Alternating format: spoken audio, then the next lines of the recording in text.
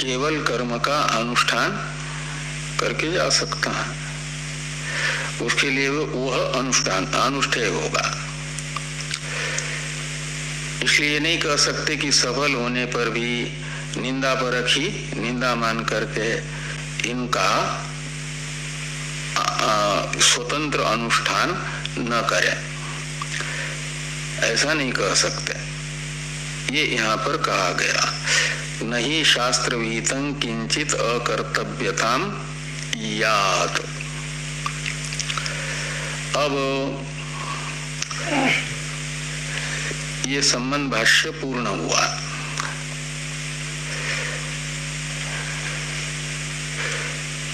मूल मंत्र है अनंतम प्रविशन्ति ये विद्यामुपासते इत्यादि के, क्या ये अविद्यामुपासते।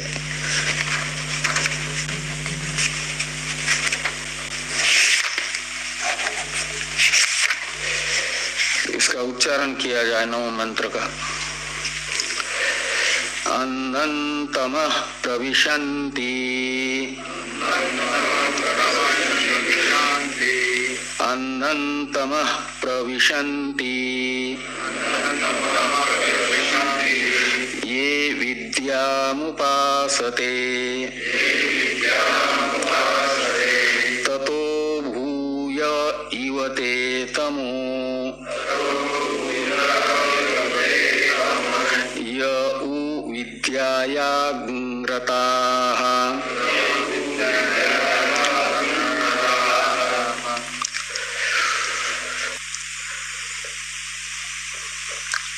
जो द्वितीय पाद है उसको पहले बोलिए।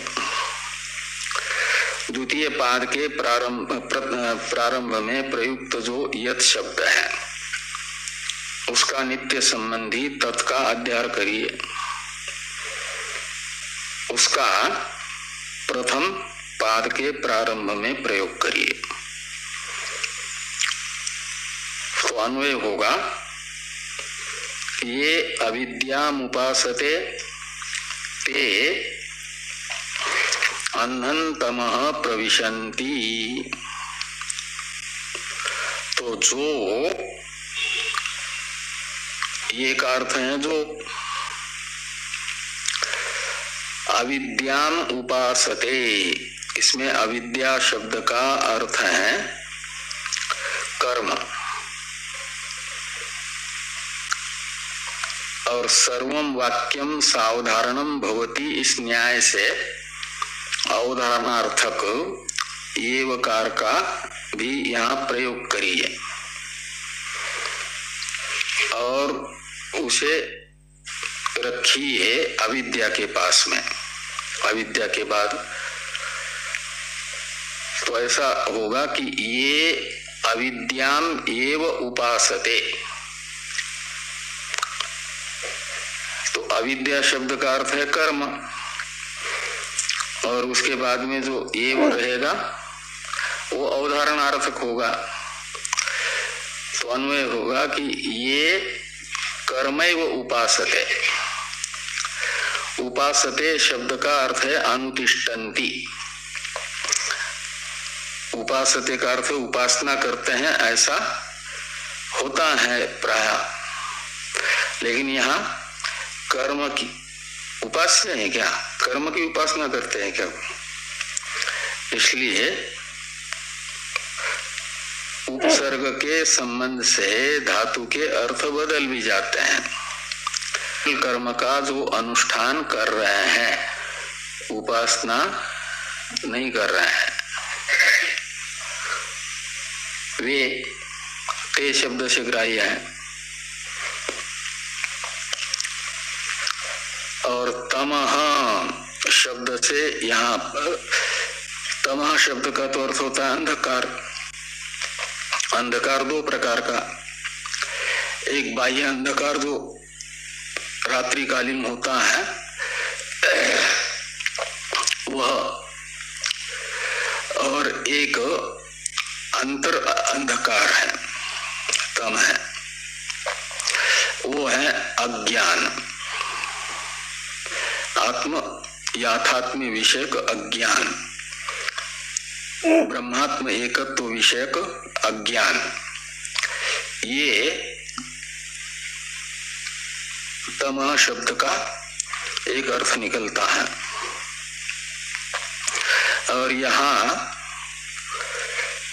कारण का वाचक जो तमः शब्द है, अज्ञान रूप कारण का वाचक, उसे लक्षणा से समझना कार्य का वाचक। तो अज्ञान का कार्य क्या है? अज्ञान का कार्य होता है अध्यास, वो ही अविद्या कहलाता है। अज्ञान अविद्या का कार्य होने से अविद्या कहलाता है। कौन? अध्यास। इसलिए यहाँ पर अविद्या का वाचक जो तमः शब्द है, उससे अविद्या का कार्य ब्रह्मात्म एकत्व विषयक अज्ञान का कार्य जो अध्यास है वो लेना।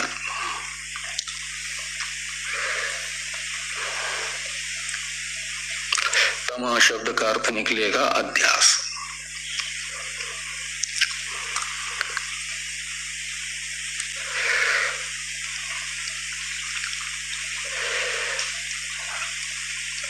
तो वो अध्यास, उसके प्रकार दो होते हैं, अहम अध्यास, मम अध्यास। एक ये दो प्रकार हुए, और दूसरे दो प्रकार हैं ज्ञानाध्यास, अर्थाध्यास। तो ज्ञानाध्यास कहा जाता है कि जो उपाधि है अनात्मा कार्यकरण संघात, उसमें तादात्म्य करके यही मैं हूं ऐसा ज्ञान, अनात्मा का मैं के रूप में अनुभव, ये ज्ञानाध्यास। और इस ज्ञान का विषय जो अनात्मा है कार्यक्रम संघात, इसे कहा जाता है अर्थाध्यास। सर्प है अर्थाध्यास, रस्सी के अज्ञान से सर्प उपस्थित हुआ है, वो है अर्थाध्यास। और रस्सी का सर्प रूप से जो ज्ञान हो रहा है, सर्प रूप से ज्ञान होना रस्सी का, ये ज्ञानाध्यास कहलाएगा। सर्पोयम, ये ज्ञान ज्ञानाध्यास कहलाएगा। अयम शब्द का अर्थ, यद्यपि वहां अयम शब्द का मुख्य अर्थ तो रस्सी है ना, लेकिन रस्सी का अज्ञान होने से, विशेष रूप का अज्ञान होने से वो सर्प रूप से दिख रहा है। तो सर्प रूप से दर्शन, ये ज्ञानाध्यास। और उस ज्ञानाध्यास का विषय भूत जो सर्प है, रस्सी का विपरीत स्वरूप, ईदम का रस्सी के रूप में प्रतीत न हो करके जिन सर्पादि रूपों से प्रतीत होना है, प्रतीति हो रही है, वे सर्पादि माने जाएंगे रस्सी के अज्ञान का अर्थाध्यास। ऐसे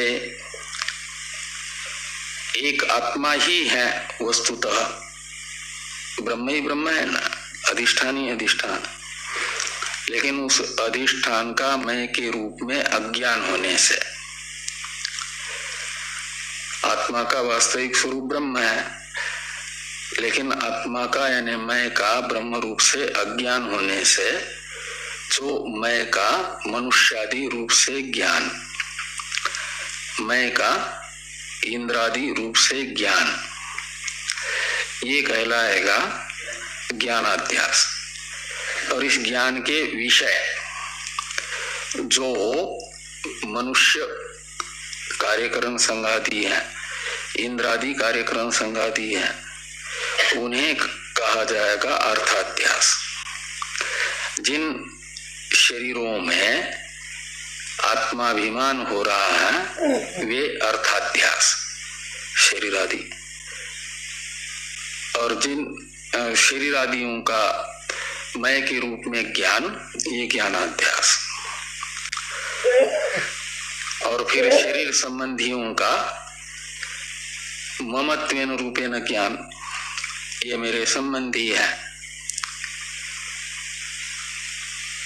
जो उस शरीर का संबंधी होगा उनमें ममाध्यास। वो संबंधी फिर दो प्रकार का, चेतन और जड़। शब्दित जो अर्थ अध्यास है उसका विशेषण है अंधम। अंधन तमः। तो अंधम तमः का अर्थ है, अंध शब्द का अर्थ निकलेगा घना। सूर्यास्त हो गया है थोड़ी देर पहले ही, तो उस समय तो अंधकार रहता है उस समय भी, लेकिन वो मंद अंधकार रहता है। और मध्य रात्रि में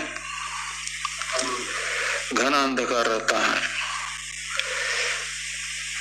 तो मध्य रात्रि कालीन अंधकार को जैसे कहा जाएगा घना अंधकार, ऐसे यहाँ अंधन तमः, इसमें तमः शब्द का विशेषण भूत जो अंधम शब्द है, इसका भी अर्थ निकलेगा घना। और तमः शब्द का अर्थ है अंधकार, और वो अंधकार कैसा? अध्यासात्मक अंधकार। तो घना अध्यास रूप अंधकार। तो अंधकार में, अध्यास में घनत्व क्या है? तो अंधकार में घनत्व है कि जिस अध्यास के होने पर सहसा आत्मानात्म विवेक बुद्धि में नहीं आता, प्रवेश करते हैं। ऐसे तो वाच्यार्थ इसका प्रवेश करते हैं, ये निकलना चाहिए। विष धातु है ना प्रवेश करने अर्थ में, लेकिन यहाँ धातु नाम अनेक अर्थत्वात् के अनुसार प्राप्नुवन्ति, यानी ऐसा उनकी बुद्धि में अध्यास होता है, ऐसी योनि को प्राप्त करते हैं कि जहाँ सारी सुख सुविधाएं हैं।